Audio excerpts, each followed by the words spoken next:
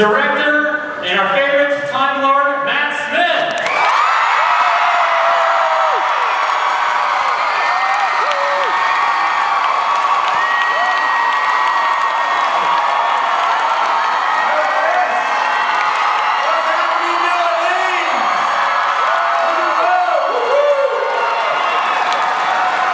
Thanks for having me. Thank you for the welcome as well. It's nice to see you all. So many scattered feathers. Hello. Matt, first time in New Orleans, I've had a chance to My first time in New Orleans, man. What?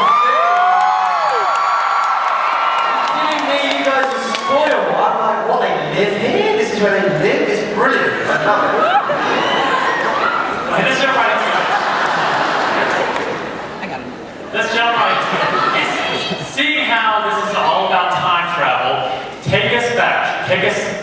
Travel back a few years ago before Doctor Who. What was your life like before all this happened? Wow. Oh, gosh.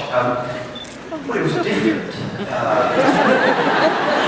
I was an actor, I was doing a lot of theatre, and that was wonderful. And what's amazing about sort of Doctor Who is that you realise it's such a sort of family environment that you're welcomed into. Or in my case, not many very welcome. They were like, who's this young guy? He's not the Doctor. Yeah, and then suddenly your life changes quite drastically because you move away, you go and live in Cardiff for sort of 9 months, and then you get to come and do things like this, really. And actually, I brought my best friend, who I've known for like the whole life, has come with me to New Orleans. He's here, Ollie, come here, come on. This is my best friend in the world, so he can probably tell you all about it.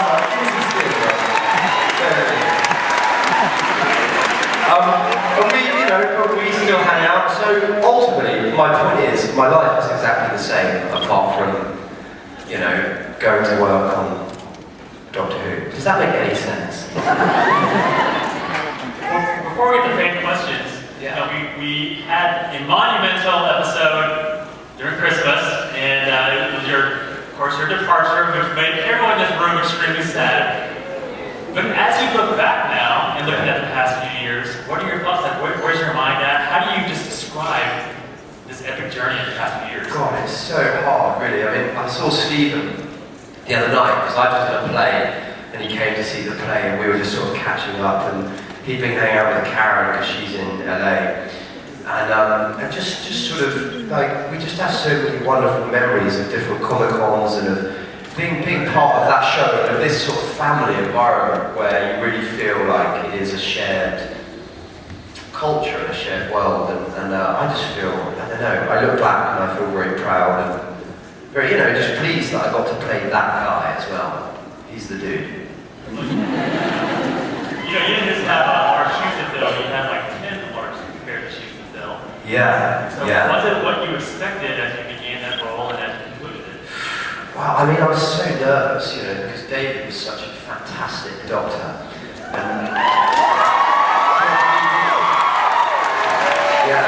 And he's such a cool guy as well. So is John Hurt, by the way. He's a... and Russell was so great. So we were aware, but for my money, I was really lucky that I had Stephen Moffat, who I just think is a complete very genius. And then I met Karen and Arthur, who it was so happened that we got on really well, and then we got to travel the world and just be sort of mad together, really.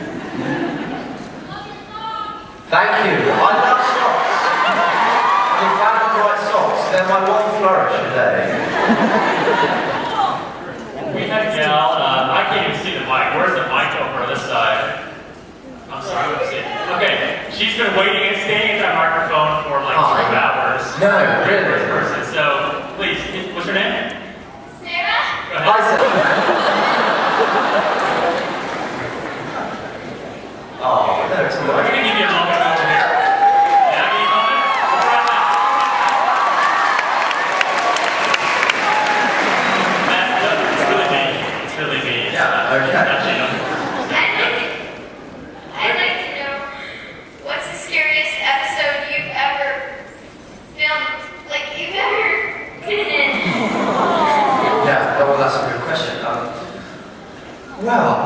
think it's sort of dependent. I don't know, because I can answer the question in two ways. The scariest episode I filmed as an actor, starring Doctor Who, was the first 2 episodes we filmed with a wonderful director, which was the time of, Flesh and Stone, and time of, what are they called? What's going to come? Time of Angels. Time of Angels.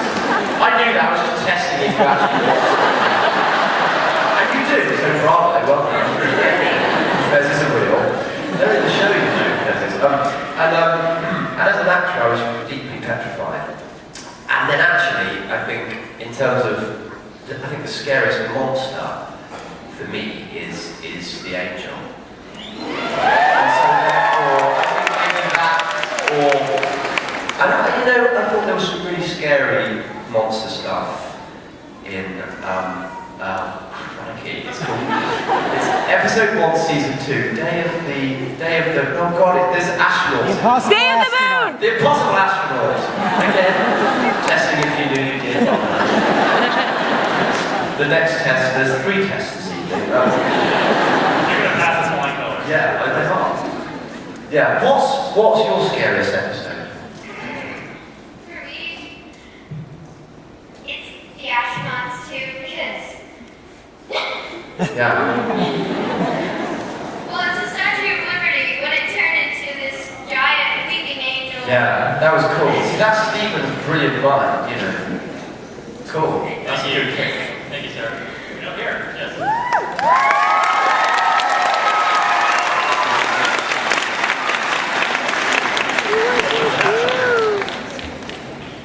How did the silence blow up your ship? How did the silence? What was the last part of the question? please? Blow up your ship. Oh, blow up my ship. Oh, Christ.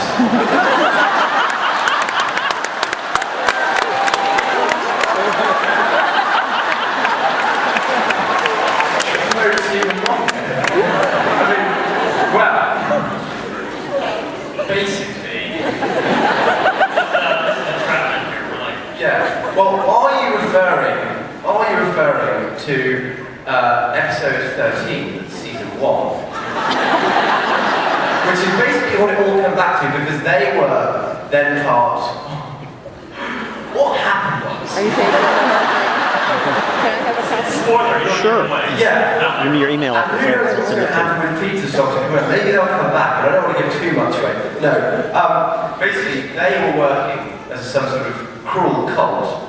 But actually, in the end, they turned out to be quite nice. This is the great thing. In the end, they were like on the silence and the Doctor kind of hanging out and blowing up Daleks. It's all to do with the Daleks. Basically, in Doctor Who, blame the Daleks. That's it.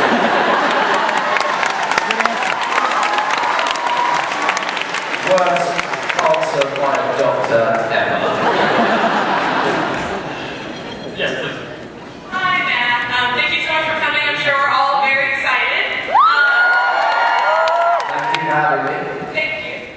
So my question was, so Clara only got one word to ask the doctor for help, and I was wondering what your one word would be to describe this whole experience for you and why. Also, my friend made you a bow tie and what you got. Ah, cool, yes, I did get a bow tie. What one word to describe my whole experience in Doctor Who? Yes. Wow. These are really tough questions. One word to describe my experience in Doctor Who.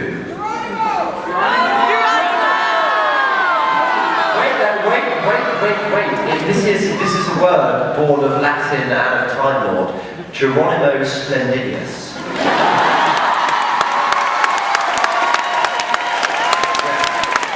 The plural is Geronimo Splendidly, which means Super Geronimo. I mean, there's a whole language, but I won't go into it. Hello. The first question was my stepdaughter, and the second one was my son. We're huge fans. Wow, you've kidnapped the people that ask the questions. We'll return them later. Yeah. My question is how you feel about Peter Capaldi's doctor having a relationship with River Song. Don't ask.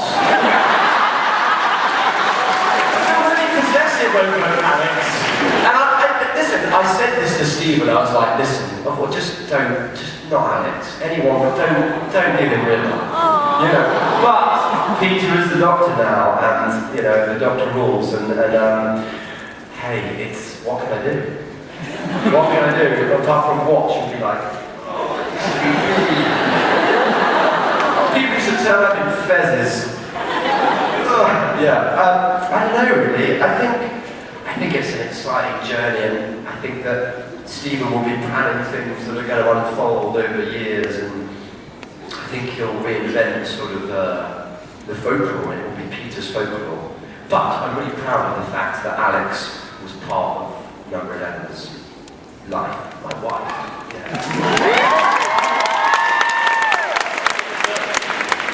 So as you look back over the years, was there a favorite moment, maybe on screen, off screen, that maybe behind the scenes? Yeah, God, I mean, so then we had an amazing time.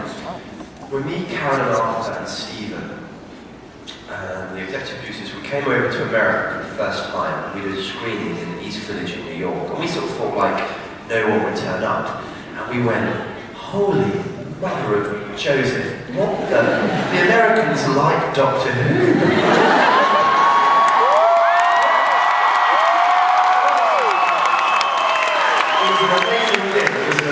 Time, we all sat there and went, whoa, they really get it, man, and they're really into it, and that was really exciting. And I think you know, the first screening in Wales that we had was really nerve-wracking. And then me and Stephen and everyone, and that guy Bondi who you just saw, we went to watch the 11th hour at Stephen's house for the first time, and that was with my mum and dad, with Karen and Arthur, and that was quite exciting. Hello, sorry for the problem. This small screwdriver. I don't know where it went to. Anyway, hi, Matt. Hi. So, your regeneration on Doctor Who was one of the most sad, but also the most beautiful things, I think, so far, because up to that point, I feel like he couldn't say goodbye, and he couldn't accept change. And in the end, we see he's so peaceful. And it was really great to see him go out that way, but I wanted to know what you thought more about that change and what gave you his peace at the end, and also how your doctor changed throughout your entire time with him. Right, okay. Thank you very much. I have to, I'm struggling to hear the questions as clearly. It's nothing to do with you, I think it's the mic, so forgive me if I repeat myself asking them back. But I think I heard, you're talking about my regeneration. Right. And sort of me going out, we're peacefully. Well, it was a sort of Stephen thing. I think when you look over the history of Doctor Who and stuff and previous regenerations, and I think he was really interested in it being quite simple. And I thought one of the real moments in it, I was really pleased when Amy Pond came back into it. I thought that was really special. And that was really nice. But for me as an actor, I mean, being really honest with you, I did loads of really different takes. So I was quite surprised to see that was the take that they used. Because I thought they might go with something else. Because we did a lot of different takes, and we did a lot of different versions of that ending, and a lot of them were really troubling, and I quite liked them. I'm going to get in trouble now from everyone. They're like, what are you talking about Doctor Who when you left? But you know, that's what they went with, and it was sort of interesting. So yeah, and as an actor, you sort of, I think your job is to offer up as many options as possible, which is what I try to do. And I don't know, what gave me that piece at the end was, it's strange. Like, I mean, imagine if you're dying, and imagine if you're facing the world and the people you love, and you have that, you know, that real serenity, like old people have it. My granddad has it. Like, there's a sort of peace to them, and a serenity, and a quality, and they're comfortable with their life and who they've been. And I think there's something in the Doctor going. And also the key point, and this was the big thing that kind of Stephen always says, is for the Doctor, he doesn't go, I'm dying. He goes, I'm living. And I think as the actor, you have to be unselfish and go, the Doctor's not dying. It's just, but as an actor, you're going, well, I love that something, you know, but the character lives on and will go on, and you know, beyond me and Peter and everyone else. And I mean, I met loads of kids today, and they're like, 40 years' time, there'll be another Doctor Who. It's strange. Anyway, I'm rambling, sorry. Is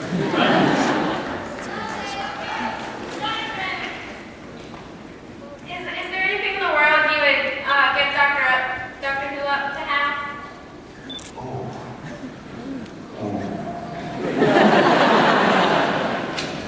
Giving up Doctor Who's hard. I mean, I love Doctor Who. I love the show. I love what it is and what it represents and stuff. But I always wanted to be a professional footballer. Oh, that sucked. And I love that. But I feel quite happy and fortunate to be Doctor Who. You know, there's a couple of girls I might consider it for. So in all your time and space travels, and you travel to another parallel universe and you find out about Smith, what would you be doing other than acting? Ooh. What would I be doing? President of the United States.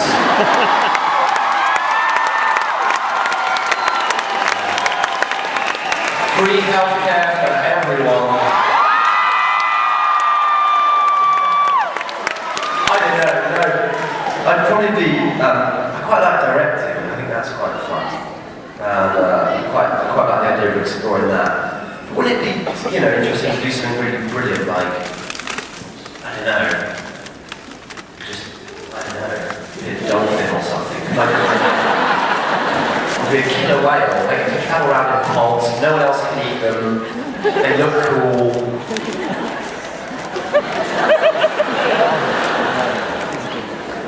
So guys, Hi, Matt. I'm the 103rd Doctor on Tumblr.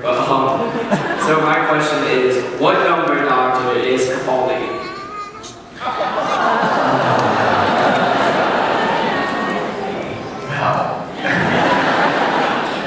Well, the thing is, I got really attached to 11.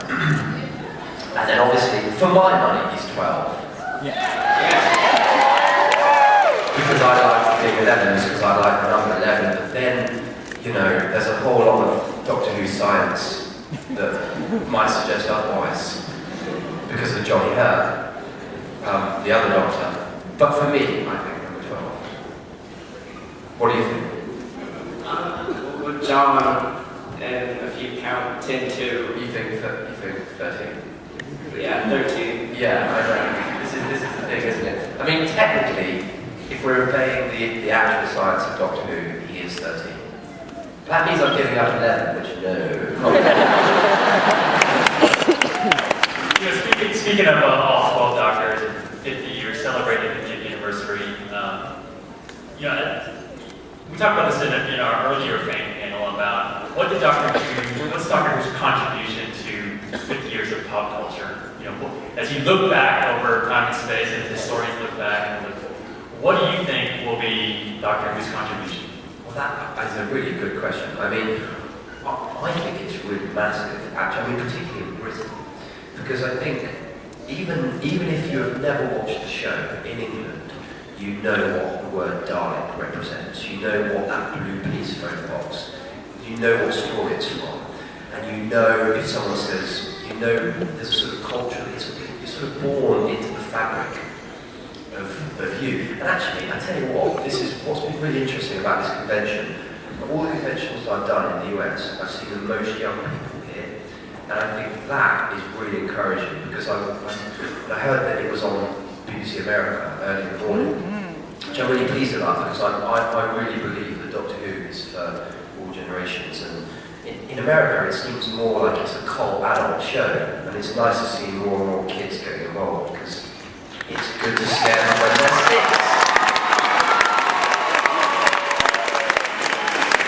I think that's really cool. Yes, I'm here. If there was another show besides Doctor Who that you could be on, what show would you be? I'm sorry, repeat that one more time. Can't quite hear it because of the feedback. Go ahead, say it again. If you could be on another popular show, what show would you be on? Oh, God, that's a good question. If I could go on another popular show, what would it be? No, listen, there's no room for me on Sherlock. Come on, they've got Benedict and Martin. There's quite enough peculiar Englishmen on that show. There's no room for another.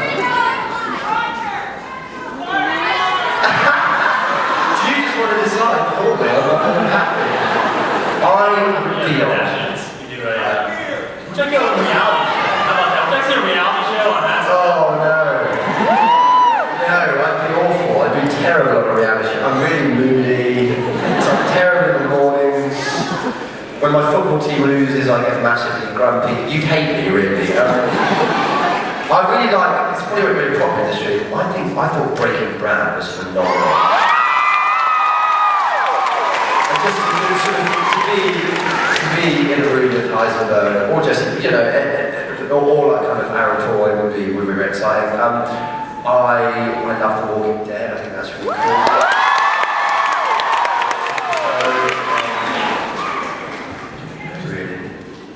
Do you know what show I really love? My favourite TV show in ages is I'm Alan Partridge, it's an English show. Oh, yeah. Which I can only recommend if you watch. It's got Steve Coogan. Check it out. That got sort of flutter of, oh my god, what is it? But I'd love to be in that. Good question. Yeah. Yes. Hello there, Matt Smith. My name is Isabel and I love you. Oh my God, I'm shaking. Just like, what was your favorite part about filming The Day of the Doctor? Because like, I don't know, David Tennant and John Hurt, they just seem like really fun guys to do. Oh, they are. And also, big props to Billy Piper, who's a great friend of mine as well.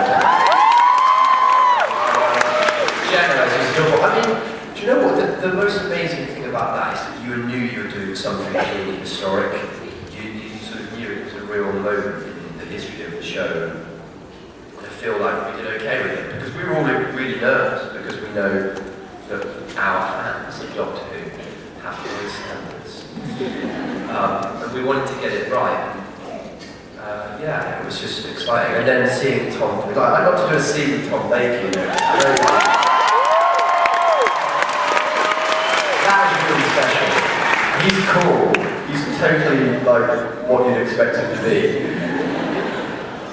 He's basically Doctor Who. You're like, wow, you're really the Doctor. That's just, you're actually from space. Can you describe your last moments as a doctor? What you're feeling inside and Yeah, I was on a wire, hanging in the air. Again, remembers it. And it was, you know, me and Stephen, we're not emotional men really. We got quite upset actually. It was very sad. And it's been 4 years, and I was so close with all the crew, and that was my life. And this was my life, you know, coming and doing things like this. And it's a very hard thing to leave, but hey, you know, you can't stay forever. But I was very sad, and then I went and got massively drunk.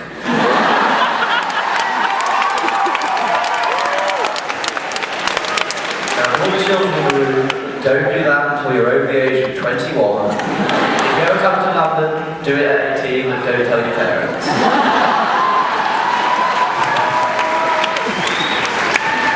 yes, over here. What's your favorite animal? Oh, that is an absolutely heroic question. Right, I've got a list of animals that I think are brilliant. One, the llama. Fantastic. You know why? Because every day it wakes up and goes, God, the llama, I don't know why. Two, the otter.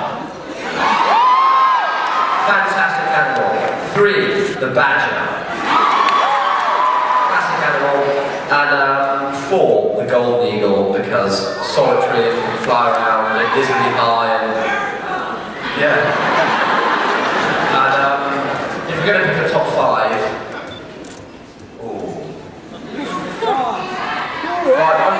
I really want a dog, but it's my favourite animal, I don't know. Oh, it's got to be something aquatic. Unicorns are real. When did you start on that? Yeah, sorry, I've started an animal off. I don't know, let's just pick a top four. Llama, otter, badger. There was another one. We wandered into a strange place, man. Yes, over here. Hi, Matt. I'm Mira. Hi. Okay, so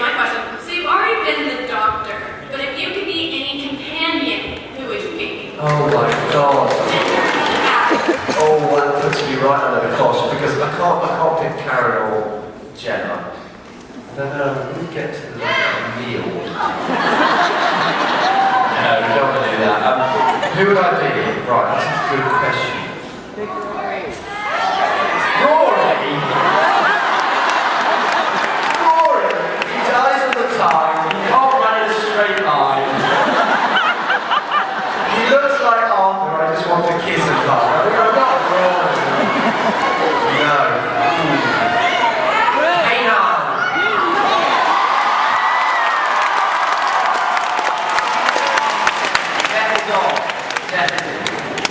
Good question. If you can pick an episode of Doctor Who to live in real life, what episode would it be? If I could be in any episode? Like, if you could live in an episode in real life, what episode? Oh, gosh. Wedding of River Song! I don't know. I think for me, it would have to be the 11th hour, and I'd have to be the person that met the Doctor. Because that to me is the whole magic. That's still my favourite episode I was ever in. Just the very conceit that you could meet this complete lunatic. And he could, I just think the idea behind it is so wonderful. And it's based in normality, and it's about the Doctor and a little girl, or, it's about the Doctor and a child, and I think that's really important. Stephen's really good at that, actually. He gets children in the show a lot. So was it actual fish sticks and custard and that? Yeah, it was. And then we also had coconut sticks and custard. But we got the actual fish custard going down as well, because I'm a really serious actor. Well, yeah, I'm only to see if it's fish custard, and I can actually go check out a friend.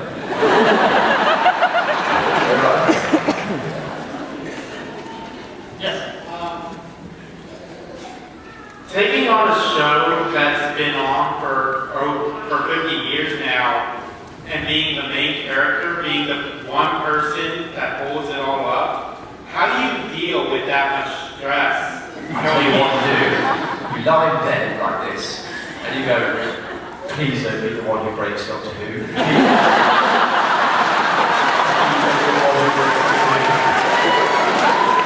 Panic inwardly, and it makes you a really irritating, boring, self-obsessed person. And then you get away with it and go, oh. That's what happened.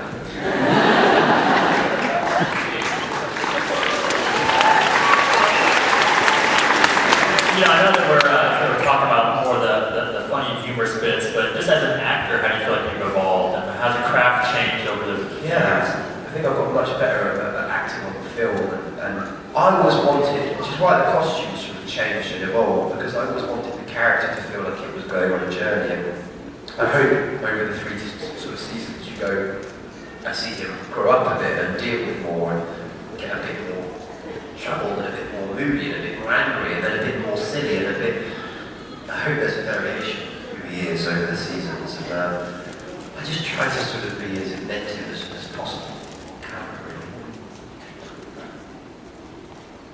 If the TARDIS was real, where would you travel to? I've answered this before, but I'll answer it again. I'd pick up Marilyn Monroe and Frank Sinatra. I'd go back, I'd watch England win the World Cup.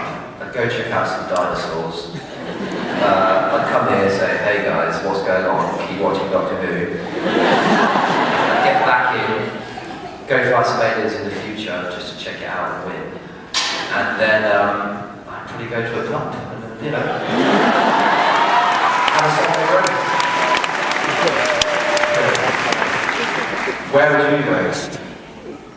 You come with me, I'll pick you up. Come. You're in. It's going to be great.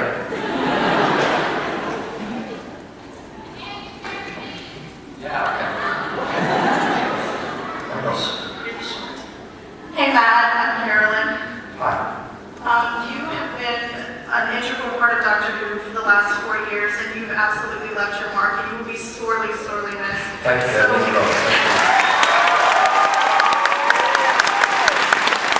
So I have to ask, on behalf of all of the fans, could we please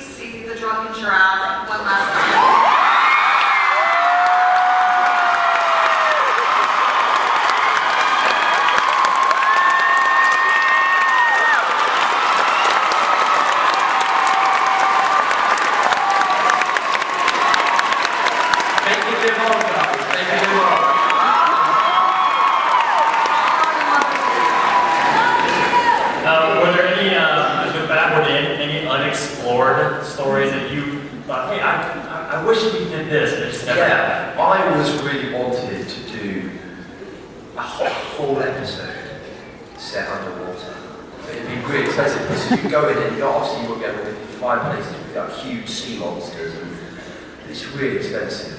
And I thought if you could do something like, that would be really cool. Yeah, there's lots of stuff because that's the amazing thing about it, is it's so endless and limitless, and Stephen's got such great ideas. But I look back over my time and I feel I got to work with some great actors, some writers that are at the top end. And I got to come to film in America and stuff, and I was pretty lucky.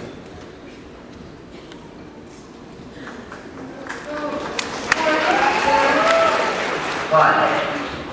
The 50th anniversary of The Day of the Doctor was amazing. I'm so glad that I got to see it in theaters. And 2, do you know about a webcomic called Homestuck? Sorry, I couldn't hear that, I'm so sorry. Do you know about a webcomic called Homestuck? No, I don't.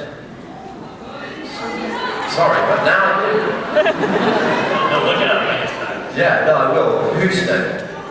Homestuck. Okay, cool. Yeah, I'll check that out.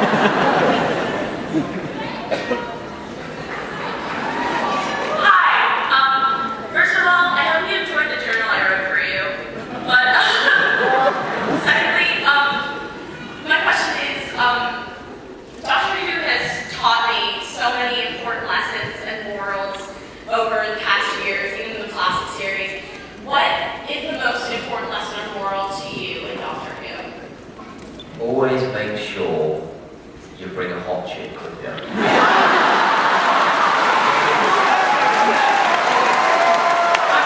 Tell me that's not what the Doctor does. Frank Harrigan, Jenna Coleman, Billy Clyde. I mean, come on, man. Yeah, no. I think embrace the spirit of what I found amazing about playing the Doctor is that well, at least my version of it was, he wasn't cynical about the world. And it's why I find kids fascinating, because they'll pick something up and taste it, or they'll see something and they'll engage with it, or they do things for the first time. And I think sometimes as adults we become more cynical and we lose that. And I think when you play something like the Doctor, you're constantly reminded to be sort of open, mad, and childlike, and I think they're the most interesting animals, generally.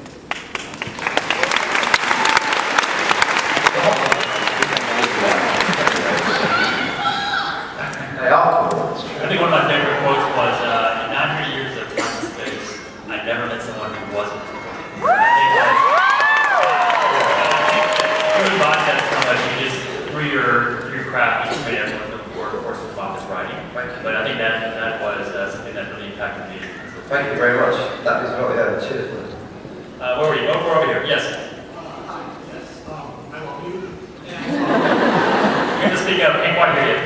Okay. What do you think the biggest similarities and differences are between you and the Doctor that you portray? Between Matt Smith and the character of the Doctor?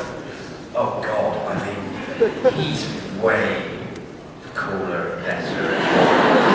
I can't compare myself to that. I mean, he's just, I just can't. I mean, he's a Time Lord. There's no... How about what's one thing that's cool that you do that the Doctor doesn't do? Oh, well, I mean, now I'm talking. Well, I bet he probably could do it if he really wanted to. This is the thing. What's cool? What I think are the kind of similarities? I'm really clumsy. So my Doctor, I think, turned out to be quite clumsy, and he didn't really know what to do with girls, and I thought that was always quite funny. I thought that was quite interesting. I'm just not as funny as he is. He's a much sort of funnier creature, I think, than I am. And I don't know really. I mean, I suppose I was quite a strange child, really, and I imagine the Doctor was. So I embrace that as a similarity. I think being strange as a child is a good thing. The main differences are he's older than me. He can travel in time and space.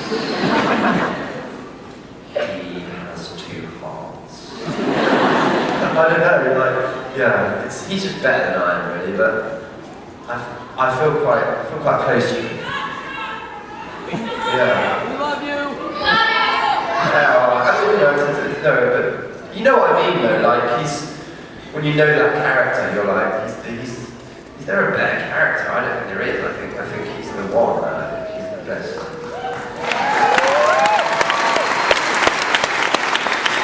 So as one chapter comes to a close and a new chapter begins, what's the future for you? I don't know, really. I'm going on a bit of a road trip now, which is going to be cool, with my friend, and taking a bit of time out. I just did a musical in London, which was fun. American Psycho. You might bring that over to your neck of the woods one day, and I don't know, really, just sort of live life. And yeah, that would be nice. But I'm actually not here. I'm back home then. It's March the 4th, isn't it? Yeah. Do you know what though, guys? You've got cool. It's a great city, man. I had some gumbo last night. That was great. Yeah, we tried some crawfish and some alligator. Guys, do you eat alligator? You are a bunch of mavericks, you naughty. Well, okay, why not? Well, you didn't think that. Yeah. We just have time for a couple more questions, and so go ahead. Hi, first of all, I just want to say this is my first Comic-Con, and being able to meet you in the first Comic-Con is amazing. I don't have anything to top that, because no one can top Matt Smith. You can take my time for that, just ask the question. My question is, what inspired you to become an actor and to get the part of the Doctor? Good question. Well, I was a footballer before, and I was really lucky. I had a teacher called Mr. Hardingham, Jerry Hardingham, and he was convinced I should be an actor, and I just thought it was like NAF and Only for Girls, honestly. And then he kept putting me in these plays, and I just didn't turn up. And he rang my mum. He said, "You've got to make him come to one of these plays." And he really was a big influence on me. And then with the Doctor, it was really random. Like, my mum had said to me, "You should audition for Doctor Who." And then like a week later, I got a phone call from agent saying, "Do you want to audition for the Doctor?" And I was like, "All right." Why not? And then I did, and I went in, and there was a goldfish in Ulf's room, and I was looking at the goldfish, and Stephen was there, and the producers and stuff, and I sort of did my best. And I went back and I did another audition, and they were like, that was really weird. And then I went round to Stephen Moffat's house. This wasn't even the question, I'm just telling you a story, but I went round to Stephen Moffat's house for dinner, and he was like, that was really strange. And so it was sort of, there wasn't really any pre-planned order, it just happened. But I'm grateful it did.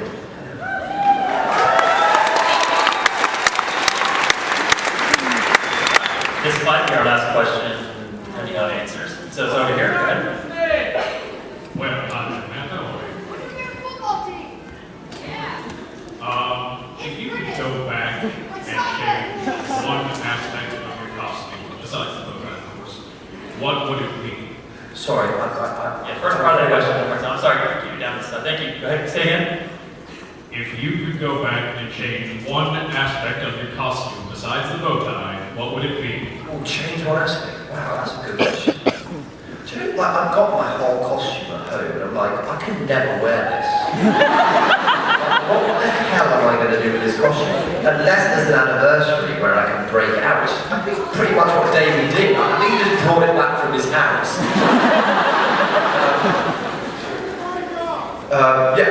I could wear it, but then I'd look like some sort of idiot. They'd be like, oh god, are you that guy from Doctor? Well, you are that guy from Doctor. Wow, you're really desperate, aren't you? If I could change one element, do you know what? Do you know what I saw today, right? Do you know what I would have quite liked? I mean, no, but I had the fez, I suppose. No, I don't think the Stetson. I mean, I had hats. Socks! Boom! Nail on the head. White pair of socks.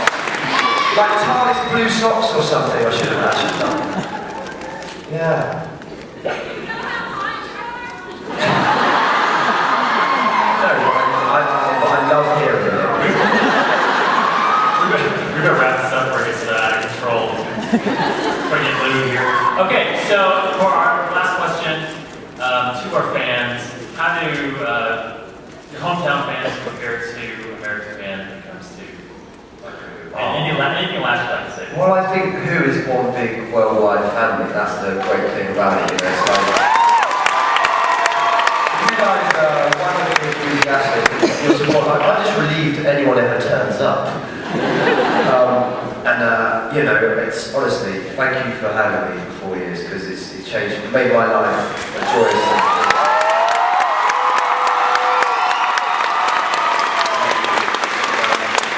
Yeah. Thank you. Right back at you. Well, we are so grateful that you joined us. Your mark on Doctor Who will last forever.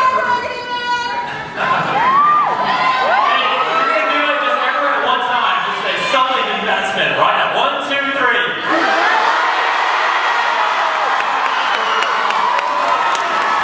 Thanks, guys. And yeah, thanks for coming down, and it's nice to see you all.